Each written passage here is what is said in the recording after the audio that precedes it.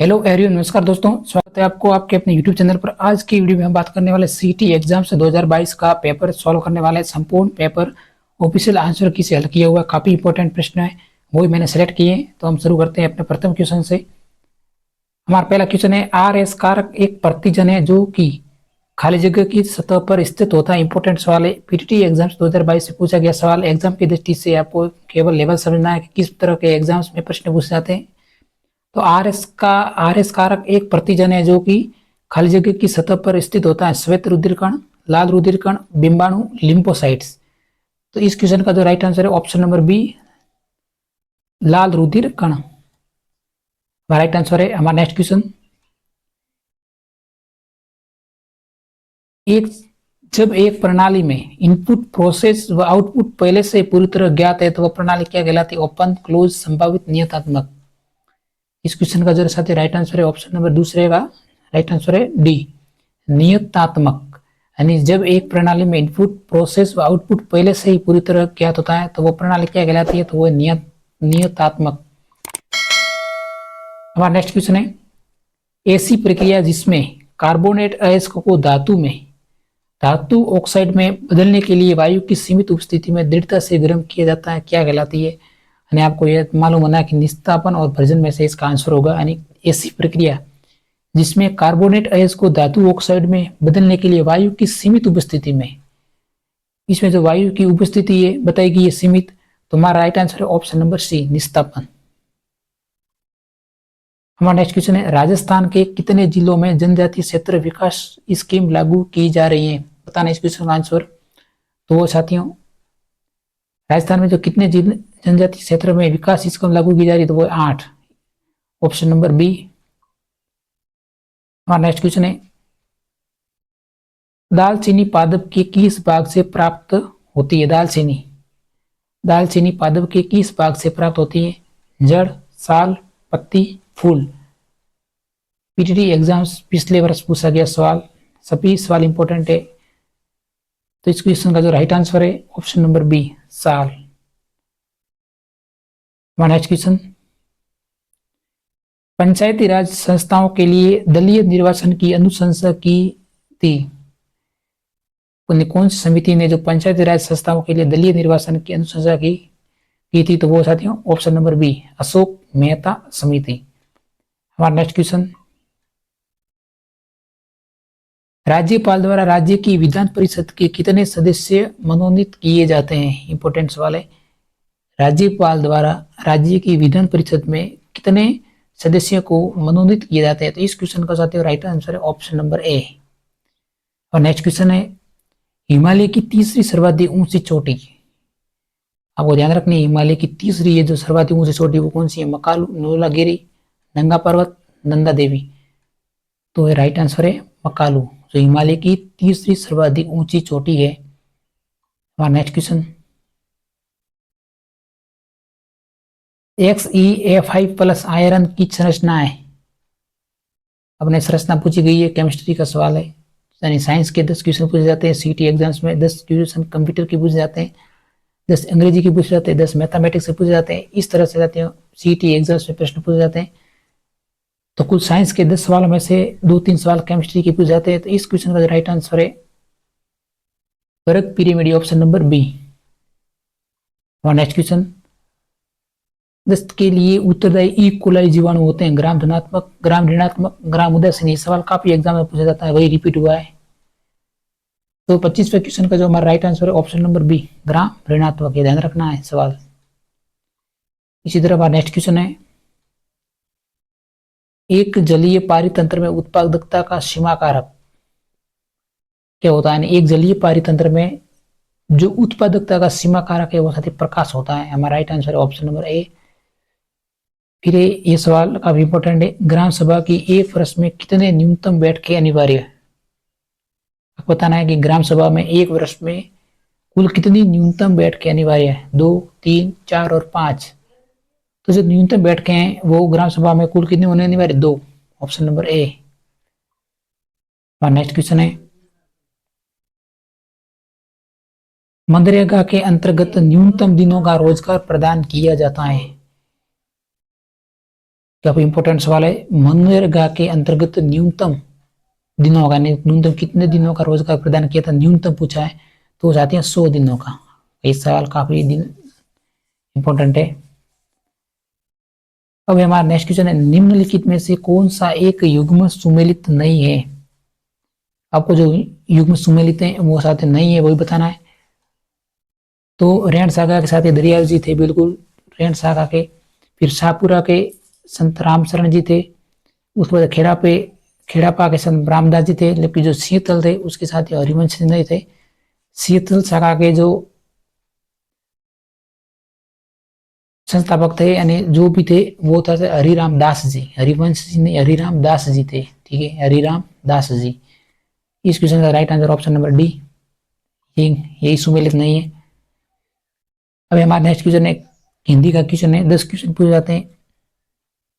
किस शब्द में भाववाचक संज्ञा है, पूछा गया किस शब्द में भाववाचक संज्ञा है, बताइए। तो वही राइट आंसर है इसका मित्रता। मित्रता में एक भाववाचक संज्ञा है। गोगा जी का जन्म स्थान है। सीटी पिछले वर्ष पूछा गया सवाल, गोगा जी का जन्म स्थान कोलू, कोलायत, ददरेवा, माला नहीं तो बता दिया ददरेवा चूरू, जो गोगा जी का जन्म स्थान है। इंपॉर्टेंट सवाल है, ये सवाल रिपीट होने वाला। लेबिस्टेन में भी ये सवाल रिपीट हुआ था।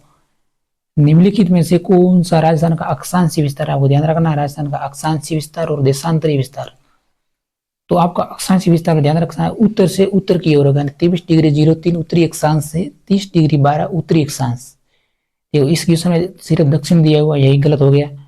इस बार ध्यान रखना है कि 23°03 उत्तरी अक्षांश से 30°12 उत्तरी अक्षांश। नेक्स्ट क्वेश्चन है, अन्वेषण शब्द का सही संधि विच्छेद। अभी भी सीटी का जो एग्जाम हुआ था उसी में भी संधियों के सवाल पूछे गए थे। संधियों के सवाल और अलंकार और मुहावरे और शब्द शुद्धि, ये सभी काफी इंपॉर्टेंट है। ये सवाल बार बार रिपीट होते हैं। और दूसरे समास भी काफी पूछे जाते हैं एग्जाम्स में। तो अन्वेषण शब्द का सही संधि विच्छेद है अन्वेषण, बताइए। तो है अनुधन ऐषण।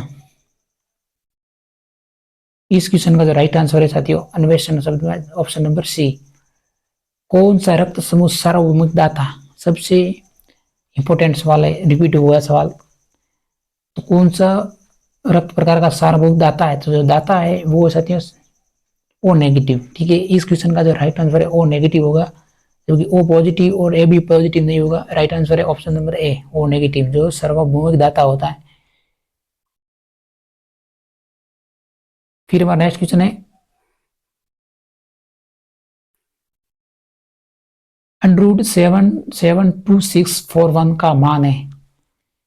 तो इस क्वेश्चन का जो राइट आंसर है आप मिला लेना 879। ये सवाल इंपॉर्टेंट है, सर्वनाम का है, पुरुषवाचक सर्वनाम है। तो साथ ही हम एक पुरुषवाचक सर्वनाम ऑप्शन नंबर बी होगा इस क्वेश्चन का जो राइट आंसर है। हम जल्दी से जल्दी प्रश्नों को सोल्व करेंगे।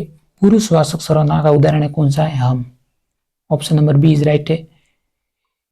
आप साथ में क्लास को लाइक शेयर करते रहिए। लिथियम कार्बोनेट गर्म करने पर देता है, बताइए।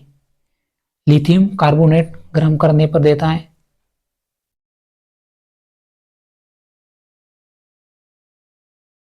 तो साथ ही Li2O plus carbon dioxide, option number ए, लिथियम कार्बोनेट गर्म करने पर देता है Li2O प्लस और कार्बन डाइऑक्साइड।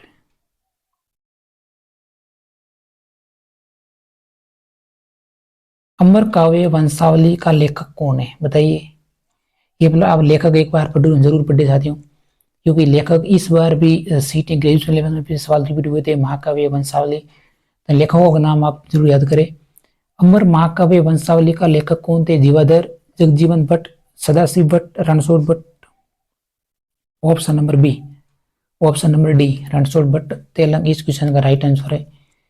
नेक्स्ट क्वेश्चन है, किस समूह में सही विलोम शब्द नहीं है, यानी आपको एक बार विलोम शब्द जरूर देखना है। सही जो नहीं है वही देखो, बंधन मुक्ति ये सही विलोम शब्द है। गौरव लाघव सही विलोम शब्द है, जबकि आदि का जो सही विलोम शब्द अंत होता है, जबकि इसने प्रारंभ दिया है।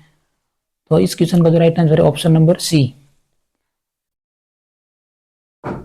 फिर हमारा नेक्स्ट क्वेश्चन है कौन सा शब्द शुद्ध है, ऐश्वर्य, कौंतेय, गुरुता और औदार्य।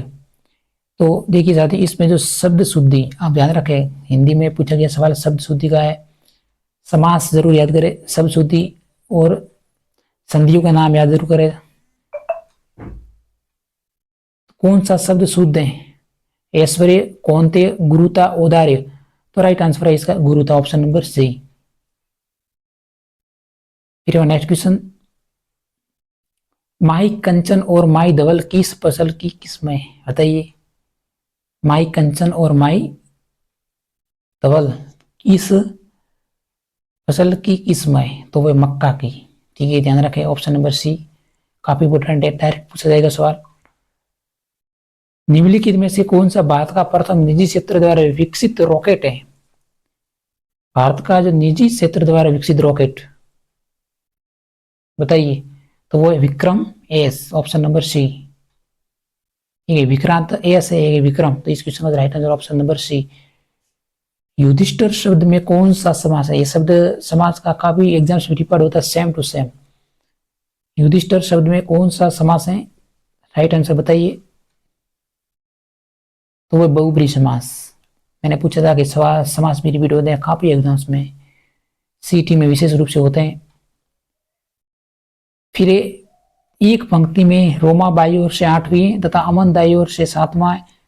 जब ये आपस में अपना स्थान परिवर्तित कर ले तो अमन दाई ओर से 11वां हो जाता है, तब रोमा का स्थान बाई ओर से क्या होगा। इस क्वेश्चन का मैं आपको बता देता हूँ, काफी इंपॉर्टेंट है, सेम टू सेम। देखो एक पंक्ति में जो रोमा बाई ओर से 8वीं है, इस बाई ओर से, तो बाई ओर से रोमा है जो 8वीं है।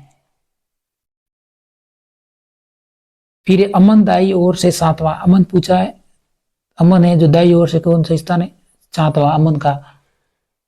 फिर है तो अमन दाई ओर से 11 हो जाता है, जो अमन है जो स्थान 7वां था वो दाई ओर से कौन सा हो जाता है, 11वां। तो अब क्या होता है कि तब रोमा का स्थान दाई ओर से क्या पूछा है, रोमा का स्थान पूछा है। तो अब हम टोटल जो छात्रों की संख्या ज्ञात कर लेते हैं, तो 11 + 8, 11 + 8 - 1, तो टोटल छात्रों की संख्या पहले 11 + 8 कुल 19, 19 - 1, अगर को टोटल छात्रों की संख्या टोटल कितनी हुई, 18 हुई। ठीक है, अब क्या पूछा है, टोटल छात्रों की संख्या हमने 18 निकाल ली। अब हम देखते हैं कि अमन का जो तब रोमा का स्थान बाई ओर से क्या होगा, तब इसने रोमा का स्थान पूछा है। ठीक है, टोटल छात्रों की संख्या हमने 18 ज्ञात कर लिए। फिर अब तब रोमा का स्थान बाई ओर से क्या होगा, रोमा का पूछा है, तब हम अमन का स्थान है जो घटाएंगे, जो अमन का स्थान कौन सा था, 7वां था, 7वां घटाएंगे +1 जोड़ेंगे, तो टोटल 18 में से 7 गए, पीछे रहे 11 और 1 जोड़ना है +12वां। तो इस क्वेश्चन का right answer option number C होगा, राइट आंसर 12वां स्थान। अब निम्नलिखित में से कौन सा अन्य से भिन्न है, अन्य से भिन्न है वही बताना है। देखो वृत्त, वर्ग, त्रिभुज, जो शंकु, शंकु इस तरह 2 आकृति बन रही थी। इस क्वेश्चन का right answer option number C, A, शंकु इस भिन्न अन्य से।